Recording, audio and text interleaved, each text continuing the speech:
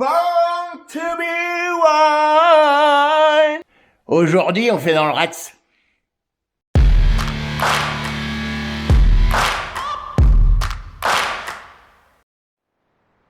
Salut à tous. Aujourd'hui, on se retrouve avec la mob à Minou. Dit la corde à linge. Je t'explique.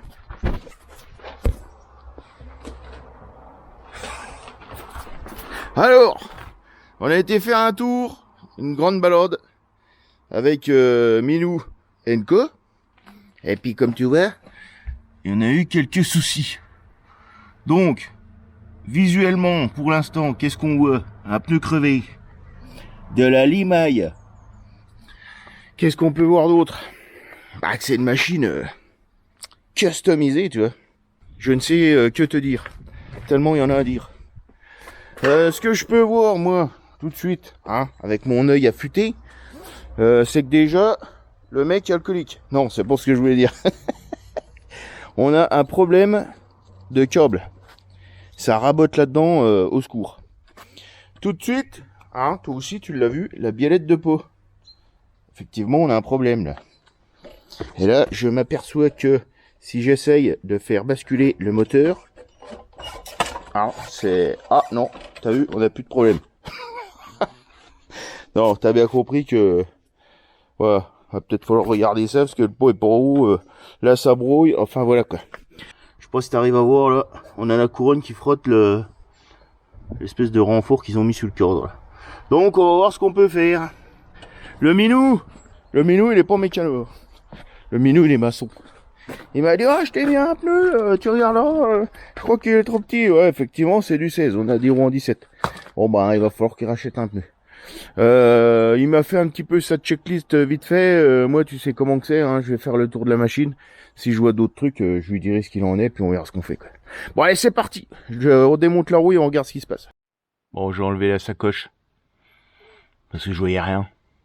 Là, je voyais de la limaille sur la chaîne, machin. J'ai dit non, mais il y a rien qui frotte, en fait. Puis après, j'ai senti ce jeu, tu vois. Ah, on est pas bien, là. Bon, écoute. Je démonte. Et on voit ce qu'il y a là-dedans.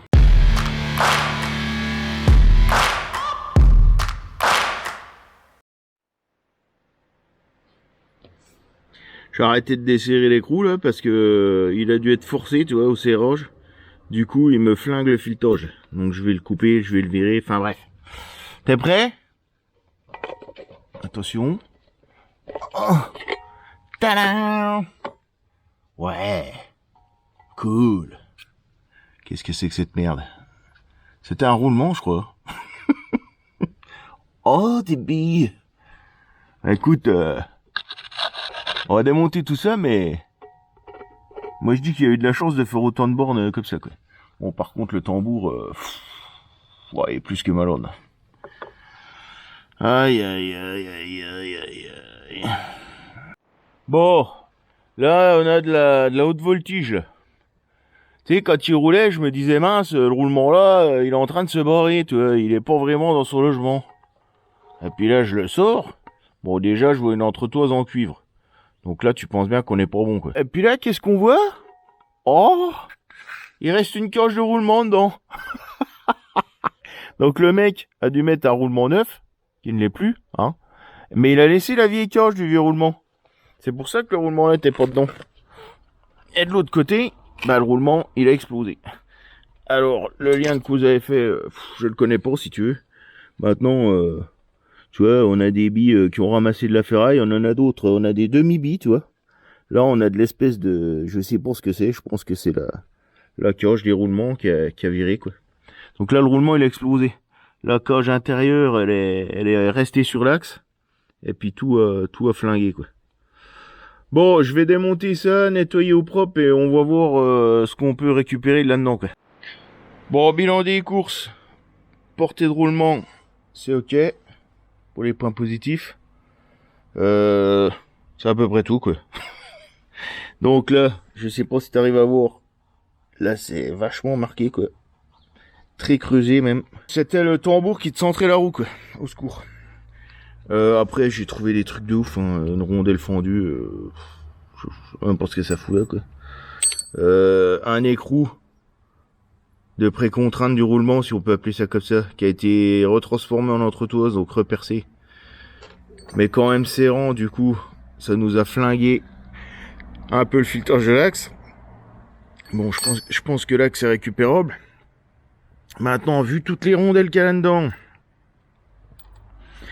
les écrous transformés en entretoise et tout, je pense qu'il faut repartir sur un axe neuf, quoi. Je vais voir ce qu'on fait. Une jante polymécanique complète, c'est compliqué à trouver en bon état. Je sais pas. Je vais voir avec lui ce qu'on fait. Est-ce qu'on remet des garnitures neuves là-dedans, mais ça va pas tenir longtemps, ça va pas freiner. Je sais pas.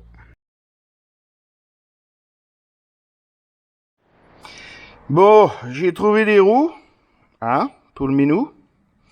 Tout est pour off, quoi. Les jantes, il y en a au moins une des deux qui est volée, parce que quand je les mets une contre l'autre, sans les moyeux, ça fait bascule, donc il faut que je regarde ça de plus près. Là, ça a été rechargé en soudure, bon, jusque là, pourquoi pas. Enfin, pourquoi pas, mais alors ça a été grignoté au Dremel, au secours. Hein. Là, pareil, rechargé à la soudure, mais bon, il manquait de la matière, c'était limé à l'âge t'emmerde. J'ai fait ce que j'ai pu avec ce que j'avais, mais étant donné que j'ai pas de quoi souder l'alu, il va falloir que j'intercale une pièce là entre la couronne et le moyeu.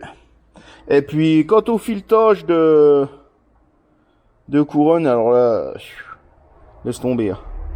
Je crois que j'en ai un de bon en fait. Et encore, faut que je mette de la vis plus longue que d'origine pour aller chercher vraiment traverser le moyeu. Donc hélicoil sur tout ce qui est bon. Celui-là, je sais pas ce que je vais pouvoir y faire. Franchement, là, ça va être complexe. Alors, je vais voir si je peux intercaler un écrou derrière ou je sais pas, mais enfin voilà, il va falloir m'amailler quoi. Il va falloir m'amailler. Bon, c'est tout. C'est tout. C'est de la jante qui date des années 80. C'était relativement fragile, mais bon. Le mec me vendait quand même ça 110 balles, je l'ai négocié à 90, mais bon, tu comprends bien qu'à cette heure-ci, il n'y a plus grand chose à récupérer là-dessus, quoi. Donc, c'était 3 fois trop cher pour ce que c'est, quoi. Après, est-ce que lui, il savait ce qu'il avait, machin, je pense, puisqu'il a fait ressouder tout ça, mais bon. On va pas faire l'histoire, hein, on va essayer de sauver la mise, et puis c'est tout. Bah oui, je sais que ce que t'aimes bien, toi, c'est quand je travaille, t'aimes bien de me voir travailler. Je dis, vas-y, sors la caméra. Fais leur plaisir, quoi. L'égocentrisme. Bon, t'as vu? J'insère un hélicoil. Oh, c'est beau, hein. Écoute, j'allais te dire, ça va pas trop mal. Oui, ça va pas trop mal.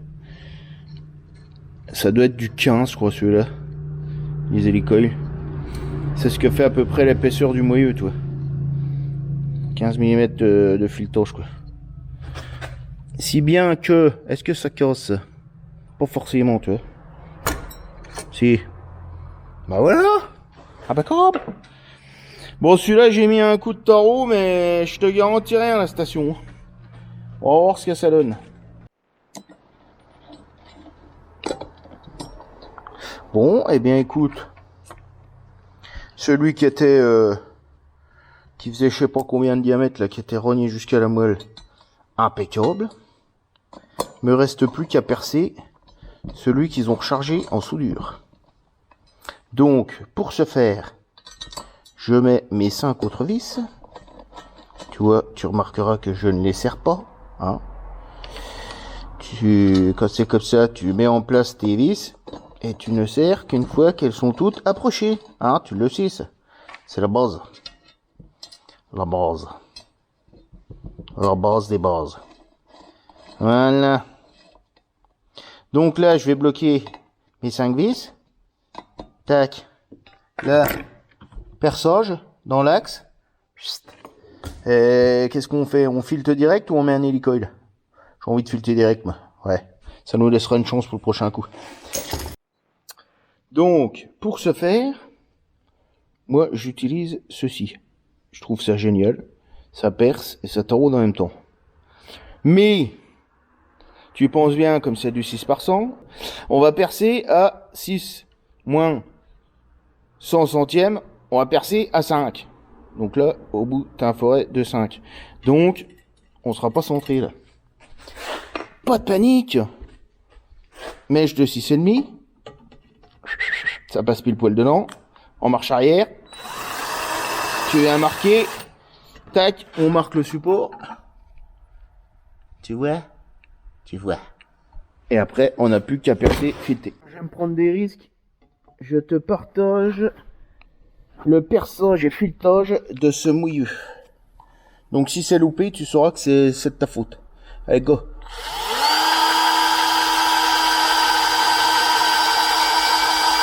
On va faire un truc. Comme c'est du plein, je vais déjà percer à 5. Et après, je repasserai mon bidule là. Hein? Allez. Finalement, j'ai percé à 4,5. Merde, qu'est-ce que je fais? Comme ça, voilà quoi. Hein, comme ça, tu vois ce que je veux dire? Là, je perce pas tout avec l'outil là, mais c'est déjà guidé un maximum quoi. Mais c'est quand même l'outil qui se guide. Enfin bref, tu m'as compris quoi. Là.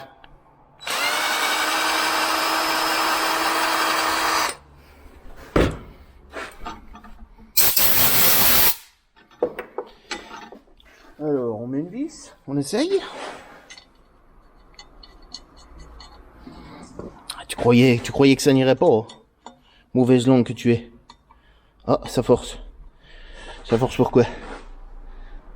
Non, ça force pas. Moi, je dis que le minou, il s'en sort pas trop mal. Donc là, tu vois, je suis à fleur, là. Donc, là, tu vois, là. Donc, bah, nickel chrome. Je vais mesurer quel cale je mets là, tu vois. À mon avis, je vais mettre 2 rondelles de 2. Et puis, si ça passe pas, on mettra une rondelle de 2, puis une rondelle de 1,5. Enfin, on va trouver un calage. Je le préviendrai qu'il y a une magouille. De toute façon, je te le dis, moi, j'ai pas de postalu, donc je peux pas lui refaire un truc propre. Mais bon, là, on a 6 vis qui tiennent nickel. Et c'est déjà pas si mal que ça. T'entends, Minou? C'est ta chanteuse préférée. C'est vrai, en plus.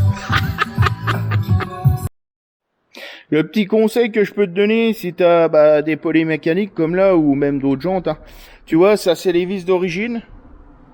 Là on est en 4/16 et tu vois qu'on est en retrait dans le moyeu. Moi je te conseille, avant de foirer les pas de vis, de mettre de la 4/20 et puis bah tu serres ça au couple, hein, 10 Nm avec une rondelle éventail côté couronne et puis t'auras plus de soucis quoi. Là tu vois, volontairement il y a des hélicoles que j'ai pas pété parce qu'ils arrivent au bout et du coup il y en a d'autres que j'ai... Enfin, si tu veux, l'hélico il est ressorti quand j'ai voulu frapper et casser le morceau qui sort quoi. J'ai pas assez de vis de 6/20. Étant donné que j'ai remis les inserts, ça va aller nickel, hein, t'inquiète. Par contre, tu vois, là où j'ai refilté, j'ai remis quand même j'ai trouvé une entretose. J'ai mis une vis de 20. Voilà, pour être sûr du coup. Parce qu'il y a des fois que le rechargement en soudure soit un peu foireux ou quoi, comme ça j'assure le coup quoi. Je redémonte la couronne puisque bah oui, il faut que je sorte mes roulements. Voilà. Le tube, tu sais qu'il vient se loger entre nos 2 roulements. En plus, tu vois bien qu'au niveau du diamètre, voilà quoi. Ce qui va se passer quand tu vas serrer tes contre-écrous qui te maintiennent ton axe dans tes roulements, si tu veux. Tu vas pousser sur tes cages intérieures de roulement et tu vas venir légèrement écraser ton tube en cuivre là. Et tes roulements vont forcer en permanence quoi. Donc là je vais te montrer, je vais essayer de te montrer. Je vais te filer la cote là. Parce que si jamais tu as des jantes polymécaniques et que tu as plus ce tube, comme ça tu pourras te le refabriquer. Oula, il y en a un qui tire une bourre là. Heureusement que c'est 50. Donc on est à 56,5 mm. Bien sûr c'est du 10 de diamètre intérieur. Tu vas dire pourquoi il prend pas le pied à coulisse? Parce que j'ai une main qui tient la caméra et une main qui essaie de te prendre les cotes. Donc l'intérieur c'est du 10, l'extérieur là c'est du quasiment 15. Donc là t'imagines c'est beaucoup plus costaud, ça va pas venir s'écraser. On va déjà rentrer un roulement dans le moyeu. On va le rentrer en butée, tu vois. Là, tu peux mesurer hein, entre tes repos de roulement. Mais imagine que tu aies ne serait-ce que 0,25 de de trop sur ton tube ou de manque, quoi, si tu veux. Donc que tes cages à l'intérieur soient forcées vers l'intérieur ou forcées vers l'extérieur. Donc moi, ce qu'on va faire, on va rentrer un roulement à fond. Là, on a 2 diamètres, tu vois. On a un petit roulement qui doit faire 26 extérieur, je crois que celui-là doit faire 30. Donc je vais déjà rentrer le 26 à fond. Et ensuite, on viendra rentrer tout doucement par la cage extérieure le 30 sans faire forcer, tu vois. Il faut que tes deux cages intérieures de roulement soient plaquées contre le tube et que ça tourne librement. Tu comprends bien que si on essaye d'amener en butée notre roulement de 30 là, alors que le tube est un poil trop long, ça va forcer sur nos roulements et inversement, quoi. Si on rentre pas le roulement à fond, c'est pareil, ça va forcer. J'espère que tu m'as bien compris. Je vais essayer de te montrer, mais c'est pas facile étant donné que j'ai plus de support et que je te filme avec les moyens du bord. Donc là, tu vois, j'ai mis mon petit roulement. Je fais porter ça sur une douille volontairement, tu vois. Comme ça, je pose sur la cage extérieure de mon roulement. Là, je viens mettre mon gros roulement. Et là, déjà, tu as un aperçu, tu vois. Ton tube, théoriquement, il doit être au même niveau que tes repos, là où viennent se poser ta cage extérieure de roulement. Puisque ton roulement, là-dessus, pour le coup, il fait la même largeur cage intérieure que la cage extérieure. Donc déjà, si tu as ton tube qui s'aligne avec tes repos extérieurs, c'est bon signe. Mais c'est pas toujours le cas, tu vois. Ou alors... Donc là, on va venir rentrer tranquillement notre roulement par la cage extérieure, tu vois. Et en fait, on va contrôler régulièrement que les roulements ne serrent pas, en gros. Parce que dans le cas où ton tube serait un peu plus long que l'espacement des 2 repos de roulement, forcément, si tu rentres ton roulement à fond, tu vas venir serrer tes 2 roulements. J'espère que tu me suis. Et puis si tu me suis pas, c'est pas grave, hein. Donc voilà, moi je rentre ça, hein, pile poil, comme je te dis. Là tu m'excuseras, mais il me faut 2 mains pour faire ça, hein. Tu viens avec une douille qui fait le diamètre extérieur, tapoter gentiment, et tu verras que tout roulement va rentrer. C'est good. Bon, du coup, les garnitures ont bien morflé. Donc on va mettre du neuf. Ouais, ça va freiner avec ça. Oh là là là là là. Un petit coup de pinceau, tac tac tac, hop, hop. Un petit coup de rinçage. Voilà, comme neuf, regarde. Impeccable. Bon allez, une petite pointe de graisse là-dessus, hein, et puis on remonte ça à neuf. C'est beau, hein. Oh oui, c'est beau. Oh. J'ai enlevé ces bestioles là. Tu sais, cette élogie là, écoute, je vais voir. S'il faut les remettre, je les remets. Ils passent pas en largeur. Et sur les anciennes, j'en ai plus. Alors, est-ce que ça a dégagé avec les conneries ou... Je vais essayer. Si ça lèche comme ça, je les remets pas. Si ça lèche pas, j'essaie de les remettre pour que ça lèche. Ah, tu comprends quoi, faut que ça lèche quoi. Écoute, ça va impeccable. Ça va impeccable. Ça a l'air de freiner impeccable. Bon, faut que je revoie ça parce qu'il y a je sais pas combien de rondelles. Donc moi, je vais mesurer. Je te rappelle qu'on est sur un cadre de 40, un cadre rigide, donc je vais mesurer entre mes 2 fourches combien j'ai d'anthrax. Et puis après je regarde ce qu'il me faut en calage et bah je mesure ce qu'il me faut comme entretoise de chaque côté. Enfin t'as compris le système quoi. Oui là tu vois un jour. Hein. Alors c'est normal. C'est l'usinage. Mais bon tu vois bien que le tambour il est loin. Enfin les garnitures sont relativement loin du... Enfin, elle rentre assez dedans, quoi, tu m'as compris, quoi.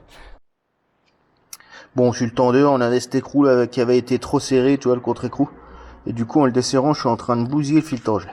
Donc là, il faut que je le coupe, là, tu vois. Donc je vais le couper, puis je vais le remplacer. Allez, c'est parti. Ah bah bravo, Teddy, t'as coupé le tendeur, bravo. Bon, eu égard aux dégradations, geste commercial, je lui offre l'écrou. J'ai encore un problème.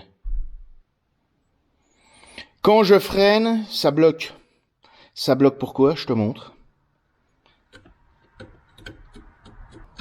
J'ai un jeu énorme là-dedans, ce qui fait que le segment se fait happer par le tambour et il se coince dedans. Et c'est des coups à ce que le roue arrière bloque ça. Donc je vais démonter cette bestiole, voir s'il n'y a pas une bague à changer, mais je suis même pas sûr de l'avoir, ni quoi que ce soit. Si c'est l'axe qui est rogné, il va falloir encore trouver un tambour. Enfin bref, on continue les investigations.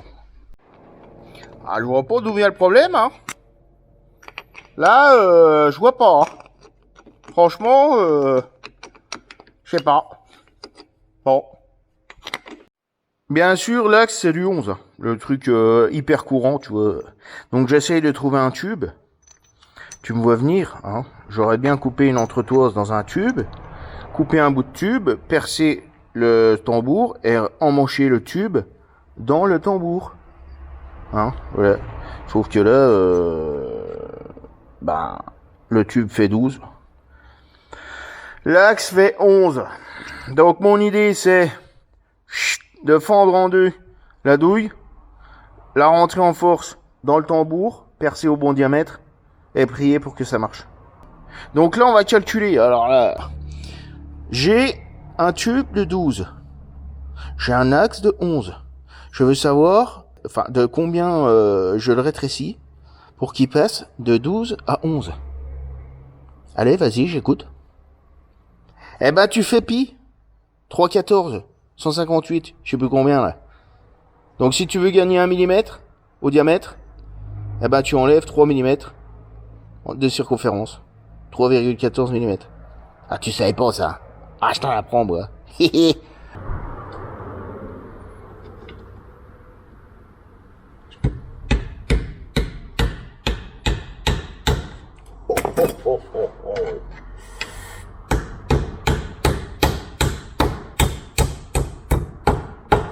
Bon, déjà, le tube est dedans. J'ai une petite victoire. Non? Attention, moment fatidique. Nickel. Et ben voilà. Et ben voilà. Allez, je remonte. Il y a le câble d'accélérateur qui était pourrave, donc je l'ai refait, tu vois. Bref. Toujours le même bordel, tu sais, le coude là du SHA qui sert à rien sur nos mobs parce que ça va pas. J'ai oublié de commander le pneu et la chambre à air, donc ce sera pas remonté tout de suite, tu vois. Eh ben ouais. Tu m'excuseras, j'ai plus d'image là.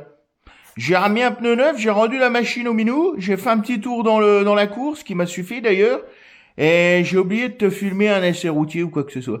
Alors au lieu de te faire un truc comme ça, je vais te faire un petit débrief de la réparation. Là, je te rappelle qu'on a rendu service à un pote, donc il y a juste de la fourniture.